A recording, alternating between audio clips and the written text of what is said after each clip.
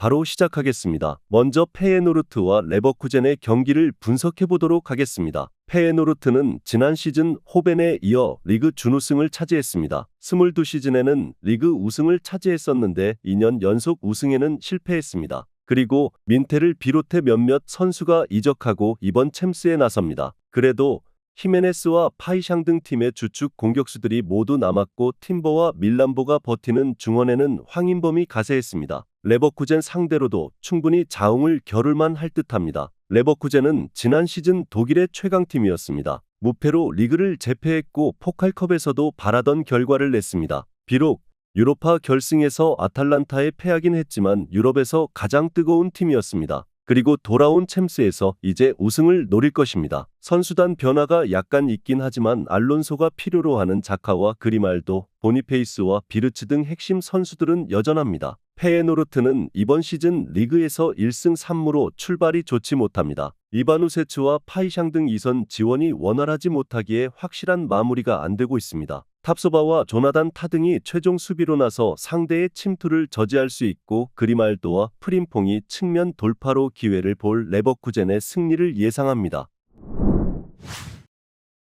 다음은 츠르베나와 벤피카의 경기를 분석해 보도록 하겠습니다. 츠르베나는 플레이오프에서 북유럽의 강호인 보데글림을 잡고 본선에 왔습니다. 한국 팬들에게는 황인범과 서령우의 소속팀으로 익숙한데 이제 황인범이 페예노르트로 이적하며 서령우만 남아 있습니다. 그래도 세르비아의 강호로서 이번 시즌도 챔스로 오며 호성적을 기대 중입니다. 올라인카와 이바니치 등 세르비아 리그 최고의 이선 공격 조합이 이 경기에서 팀의 공격을 이끌 것입니다. 벤피카는 포르투와 스포르팅, 브라가 등과 함께 포르투갈 리그의 빅4로 불리우는 팀입니다. 그리고 지난 시즌 리그 준우승을 차지하며 챔스로 직행했습니다. 플로렌티노 루이스와 코쿠 등 최고 수준의 중앙 조합을 비롯해 디 마리아와 아크티르콜루의 측면 자원이 있고 그리스 국대 주전 공격수인 파블리디스도 있습니다. 벤피카는 암도우니와 바레이로, 카브랄 등 벤치에서 나와 흐름을 바꿀 자원들도 즐비합니다. 그러나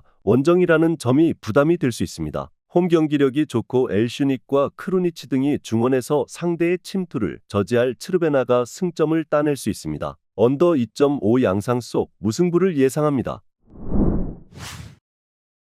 다음은 AT 마드리드와 라이프치히의 경기를 분석해 보도록 하겠습니다. 아틀레티코는 지난 시즌 16강에서 인테르를 잡고 8강에 진출했지만 준우승팀인 도르트문트의 패에 대회를 마감했습니다. 때문에 이번 대회에 임하는 각오가 남다를 듯합니다. 모라타가 떠난 최전방에는 맨시티의 공격수였던 알바레즈를 비롯해 쇠를로스를 가세시켰고 르노르망은 수비라인에 힘을 불어넣고 있습니다. 리켈메와 요렌테 등 라리가 최고 수준의 측면 공격수들도 있습니다. 라이프치히는 지난 시즌 16강에서 우승팀인 레알을 만나 탈락했습니다. 루케바와 오르반, 헬리치 등이 나선 수비가 레알의 침투를 어느 정도 저지했지만 레알을 무너뜨릴 한 방이 나오지 않았습니다. 그래도 이번 시즌 젊은 선수 위주로 더 나은 경기력을 보여주고 있습니다. 레버쿠젠의 리그 무패 행진을 2년 만에 무너뜨렸고 초반 리그 무패를 이어가고 있습니다. 오펜다와 사비 시몬스, 세스코의 스리톱이 매우 위력적입니다.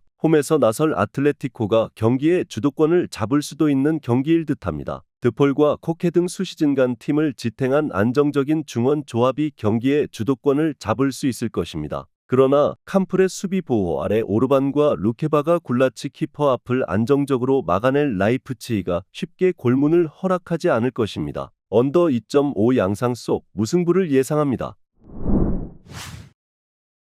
다음은 AS 모나코와 바르셀로나의 경기를 분석해 보도록 하겠습니다. 모나코는 지난 시즌 리그앙 준우승을 차지하며 챔스로 복귀했습니다. 좋았던 공수 밸런스를 보여줬기에 성적을 낼 수 있었습니다. 그러나 첫 경기부터 라리가 선두인 바르샤를 만나는 쉽지 않은 일정입니다. 홈이지만 무리하게 공격에 기여를 올리기보다는 안정적으로 볼을 점유하며 역습으로 승부를 볼 것입니다. 바르샤는 최근 라리가에서 레알에 밀렸고 챔스에서도 라이벌의 우승을 바라봐야 했습니다. 그리고 시작한 이번 시즌 라리가 개막 5연승에 성공하며 2위권 팀들을 승점 4점 차로 제치고 1위를 질주 중입니다. 레반도프스키의 안정적인 마무리 외에도 야말과 토레스, 하피냐 등이 엄청난 화력을 보여주고 있습니다. 가비와 올모 등이 부상 중이긴 하지만 카사도를 비롯해 공백을 메울 선수들도 즐비합니다. 홈팀은 엠볼로와 미나미노, 아크리우체 등을 내보내 역습으로 상대 수비를 넘으려 할 것입니다. 그러나 페드리와 카사도가 중원에서 공격 전개를 하며 상대 침투도 저지할 원정팀을 넘기 어렵습니다. 레반도프스키의 위협적인 문전 침투도 있을 바르셀로나의 승리를 예상합니다.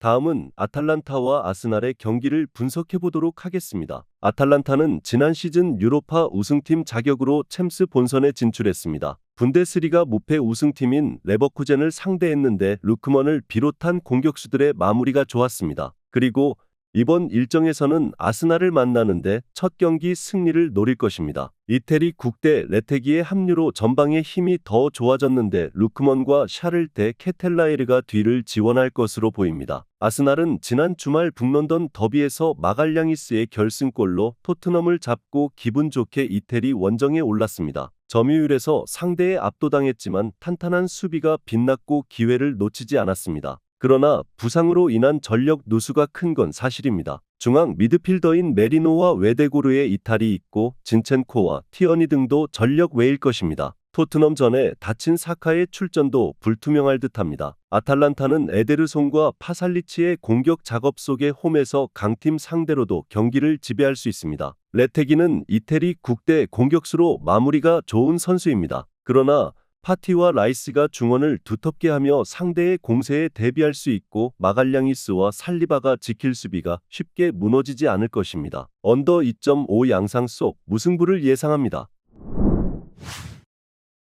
마지막으로 브레스트와 슈투트그라츠의 경기를 분석해 보도록 하겠습니다. 브레스트는 지난 시즌 리그앙에서 릴과 니스, 리옹 등을 제치고 3위를 차지했습니다. 시즌 막판까지 모나코와 2위 경쟁을 했는데 클럽 역사상 최고의 성적을 냈습니다. 이번 시즌은 출발이 다소 아쉽지만 그래도 어느 정도의 경쟁력은 있습니다. 상대 최종 수비와 경합해줄 아우르크가 있고 마그네티와 카마라의 중원도 탄탄합니다. 부상으로 빠진 리즈멜루의 공백은 아쉽지만 마그네티가 공백을 메울 것입니다. 그라츠는 지난 시즌 오스트리아 리그에서 플레이오프 끝에 우승을 차지했습니다. 잘츠부르크의 승점 2점을 앞섰는데 안정적인 수비의 위력이 대단했습니다. 그리고 이번 시즌도 1위를 질주하며 출발이 좋습니다. 아이우와 라발리, 가지고비치 등이 최종 수비 라인을 잘 지키고 있고 스탄코비치의 수비 가담도 확실합니다. 그라츠는 유럽 대항전 레벨에서 강팀 상대로 경쟁력이 높지 않습니다. 수비는 쉽게 무너지지 않겠지만 비어레스는 원톱으로 무게감이 떨어집니다. 아우르크가 좋은 피지컬을 앞세워 공중볼을 따낼 수 있고 마그네티와 카마라가 중원 우위를 살릴 브레스트의 승리를 예상합니다.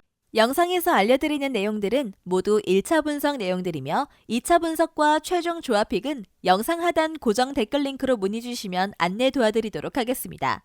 시청해주셔서 감사합니다.